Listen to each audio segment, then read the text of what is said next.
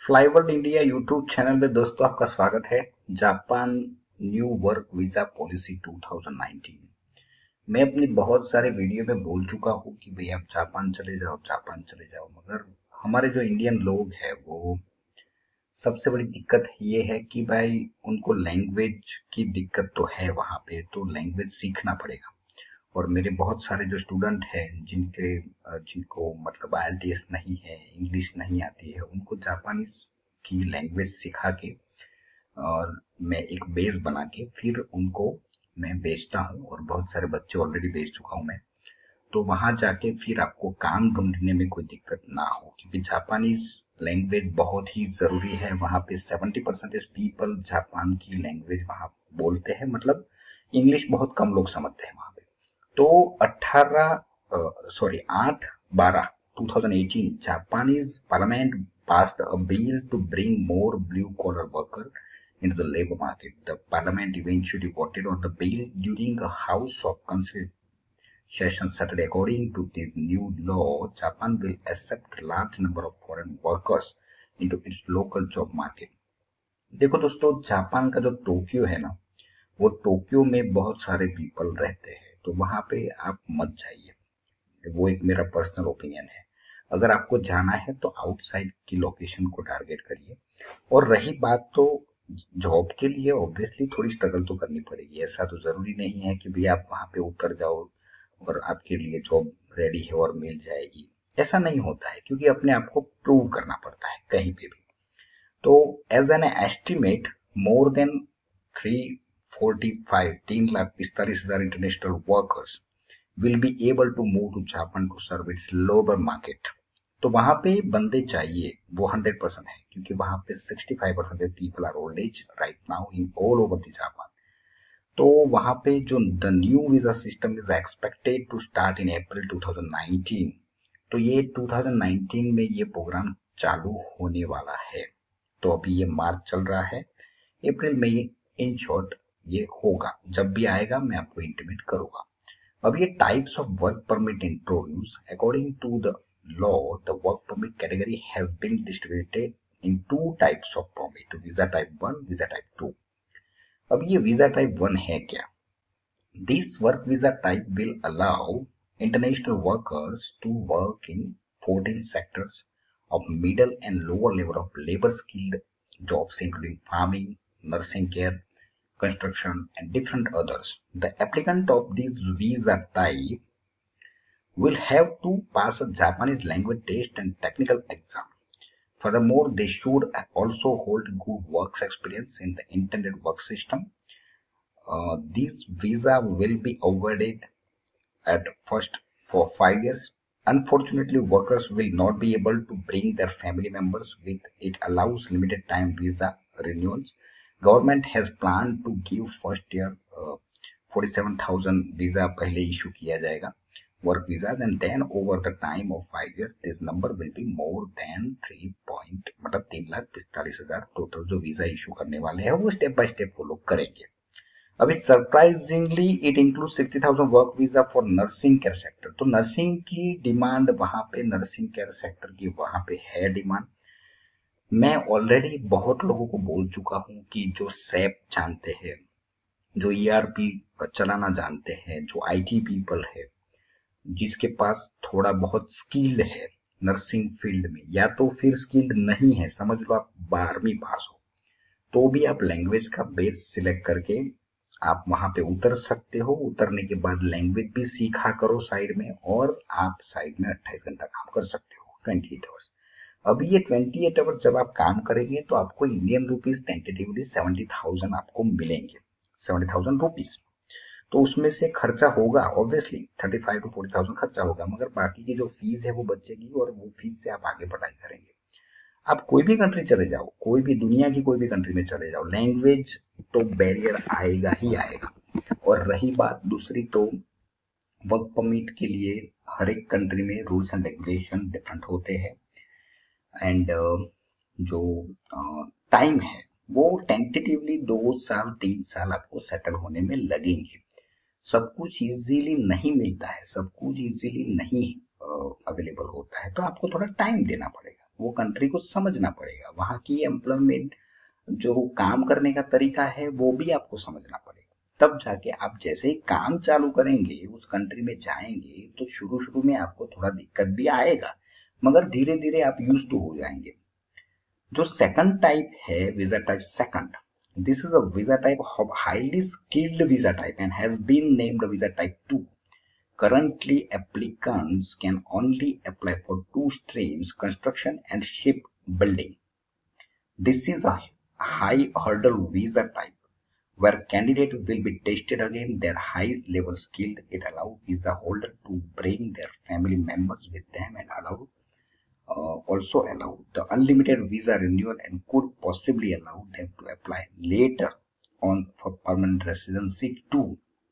अभी मुझे बहुत लोग ये पूछते हैं कि सर जापान में पीआर तो मिलती नहीं है, तो जाने का क्या फायदा।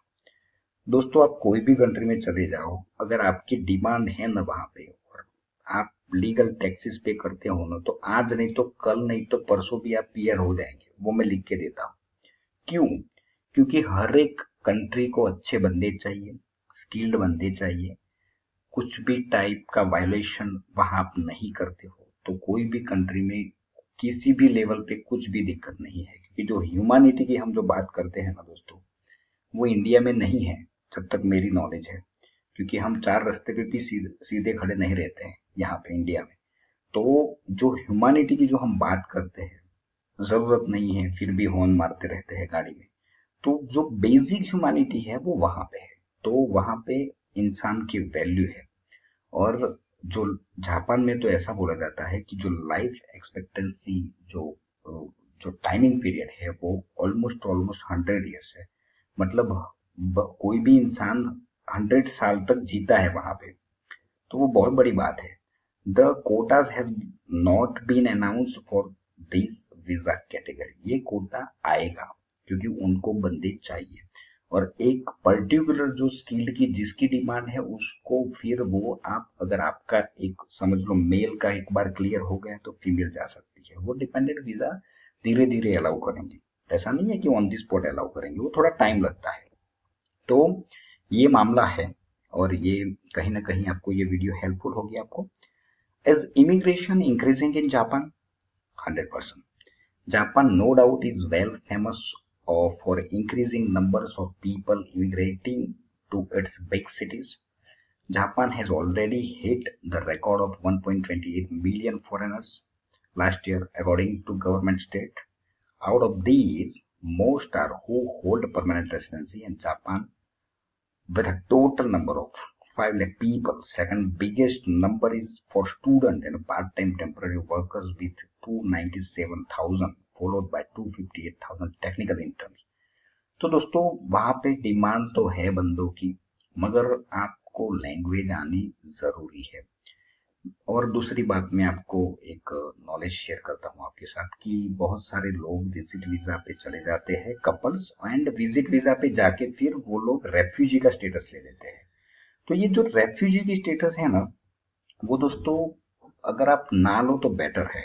मतलब अगर आपके पास ऐसा चांस है कि स्टूडेंट पे एप्लीकेशन कर पाओ, अगर 30-35 तक भी आप एप्लीकेशन डाल सकते हो, और हम भी आपकी एप्लीकेशन ले लेंगे। आफ्टर वीजा का पेमेंट भी हम लेते हैं, हमारे पास ऐसा ऑप्शन है कि हम 1 रुपया एडवांस चार्ज नहीं करते, और आफ्टर वीजा भी पेमेंट मैं लेता हूँ, मगर पैसे मांग के लेता हूँ आपसे। थोड़े बहुत पैसे ज्यादा लूंगा मगर काम करके दूंगा आपको।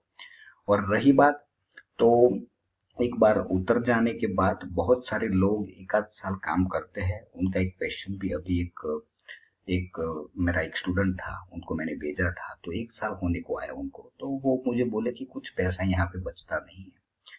तो ऐसे नहीं बचेगा। कोई भी कंट्री में आप जाएंगे ना तो 2-3 साल लगते हैं, आप थोड़ा टाइम दीजिए। कंट्री का हो जाना पड़ता है आपको। कंट्री का जो भी सिस्टम है वो पूरा समझने के बाद, उन लोगों की वर्किंग पैटर्न समझने के बाद धीरे धीरे आपका अपग्रेडेशन होगा। इवन तो मैंने कनाडा में भी बहुत सारे लोग जो डॉक्टर्स हैं जिनकी प्रैक्टिस इंडिया में तकरीबन 1-2 लाख रुपए मिनिमम होती है, मगर उन लोगों को लाइसेंशिएट होने में 1-2 साल लग जाते हैं। तो ड्यूरिंग 1 to 2 years उन लोगों को मैंने टैक्सी चलाते हुए कनाडा में देखा है। I have seen lots of doctor, they are running taxi in Toronto. तो ये है सत्य हकीकत। तो आप, मुझे बहुत सारे लोग मिलने के लिए ऑफिस पे आते हैं, मैं उनको क्लियरली बोलता हूँ कि आपको टाइम देना पड़ेगा। हर एक कंट्री में, चाहे वो यूरोप हो, चाहे वो ऑस्ट्रेलिया हो, चाहे कोई भी कंट्री हो, आपको टाइम देना पड़ेगा, मगर थोड़ा प्री प्लानिंग करके चले जाइए तो अच्छा रहेगा। उनकी जो डिमांडेबल ऑक्यूपेशन लिस्ट है उनको टारगेट करिए।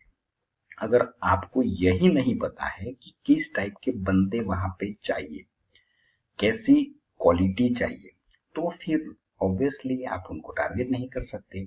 मेरे पास एक दूसरा एक कपल मुझे मिलने के लिए आया था। वो कपल 8 ईयर्स ऑस्ट्रेलिया में रहा ड्यूरिंग स्टडी वीजा, क्योंकि ऑस्ट्रेलिया में आपको स्टडी वीजा साथ में आप अपनी वाइफ को ले जा सकते हो, अपनी फैमिली के साथ जा सकते हो। तो वहां पे 8 साल के बाद उनको पीआर नहीं मिला और वो लोग वापस आ गए।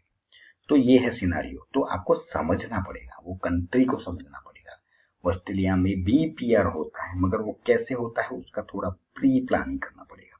तो दोस्तों ये है, मेरा एक ही पर्पज है कि आपकी लाइफ कहीं ना कहीं मेरी वीडियो से बेटर हो। एंड मेरा इमिग्रेशन का काम है, ये मेरी साइट है, उसके ऊपर सारी डिटेल्स अवेलेबल है। अगर आपको असेसमेंट करवाना है तो मेरी कंपनी के मेल आईडी पे अपना हस्बैंड एंड वाइफ दोनों की पूरी फैमिली की आप बायोडाटा भेजिए, तो मेरी जो टीम है वो आपसे कोऑर्डिनेट करेगी और आपको जितना हो सके अच्छा गाइडेंस देंगे हम। दोस्तों thank you very much. And ये वीडियो शेयर करिए अपने ग्रुप में। जिसको भी फॉरेन सेटल होना है वो मेरी यूट्यूब चैनल फॉलो कर सकता है। आई थिंक सारे वीडियो आप एक बार देख लेंगे तो मेरे ख्याल से आपके सारे डाउट क्लियर हो जाएंगे। एंड जापान एक बहुत ही बढ़िया नेशन है, 3rd वर्ल्ड लार्जेस्ट इकोनॉमी है पूरे वर्ल्ड में। एंड जापान का जो पासपोर्ट है ना दोस्तों, वो नंबर 1 है पूरे वर्ल्ड में, नंबर 1 पासपोर्ट है। एंड उसके बारे में भी मैं ऑलरेडी अपने दूसरे वीडियो में बोल चुका हूँ। तो दोस्तों थैंक यू वेरी मच। ये वीडियो आपको कहीं ना कहीं हेल्पफुल होगा। Thanks a lot.